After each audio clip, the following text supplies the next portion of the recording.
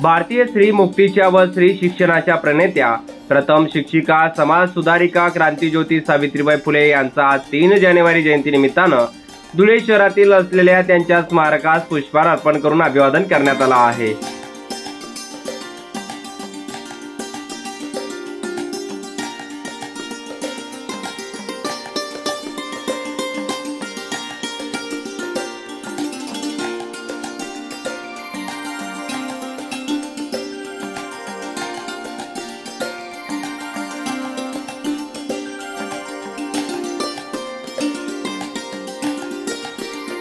यावेळी प्रतिभा चौधरी, डॉक्टर सुशील महाजन, हिलाल माळी, भारतीय माळी, दिलीप देवरे, बीएन बिरारी, वंदना भांबरे, कल्याणी अंपडकर, वैशाली सिरसाट, जयश्री ऐराव, मुन्ना वाळीले, ललित माळी, विलास माळी यांसह आदी यावेळी उपस्थित होते।